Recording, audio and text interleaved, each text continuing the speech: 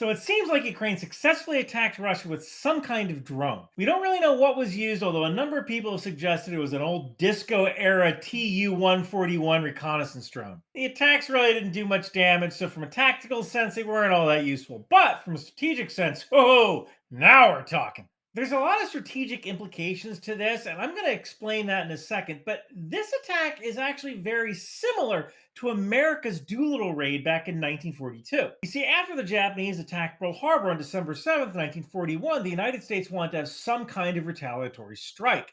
The only problem was that Japan was really far away and mid-air refueling hadn't been invented yet. So the United States stuck 16 B-25 medium bombers on an aircraft carrier and steamed it toward Japan. And just like that Mars launch scene in the movie The Martian, the B-25s were stripped of a lot of equipment from gun turrets to armor. And these B-25s only carried 4 bombs. Even then, they didn't have enough fuel to make it back to the carrier, so they would have to land in China, which at the time was an ally of the United States. The Doolittle Raid didn't really accomplish much tactically. The raid caused a little bit of damage to industrial targets, but not a lot. In a strategic sense, though, this raid forced Japan to recall combat forces back home for home defense. And right now, this is probably what's happening in Russia. Ukraine struck 3 air bases: Kursk, Engels, and Sharakovka. Now, Engels and Sharakovka are military bases, but Kursk is a dual-use base and has a civilian field. So how safe would you feel flying out of Kursk? This creates a dilemma. And I always say that you have to create dilemmas, not problems, for your adversary. A problem has 1 or more solutions.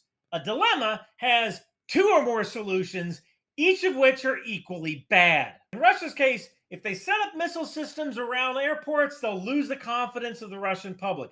Would you be willing to fly out of LAX or LaGuardia if there were Patriot missile systems near the runway? Now, granted, most Russians travel by rail, but it's not something I want to see in my own country. Second, Russia has to find the soldiers and the systems to defend these bases. So it could mean additional strain on its air defense systems and its air defenders. Also an additional parts strain. You are running more equipment more often, and parts that were supposed to go to the border of Ukraine might now have to go to units that are inside Russia. While the tactical victory was paltry, there is certainly a strategic victory in Ukraine's favor because it causes more dilemmas for Russia.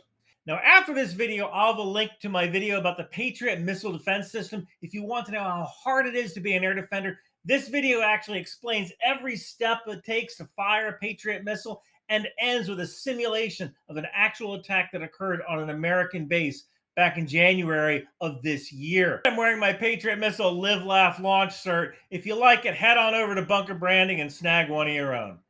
Thank you for watching. Yo, what up? It's me, MCI TV. You like Ryan McBeth? We got crazy Ryan McBeth shirts, yo. Hi, Mars, Patriot, Toe Itas. That's like a son to me. We even have Spall Street bets and whatever the heck this is. So come on down to Bunker Branding or I'll get Team Yankee on you.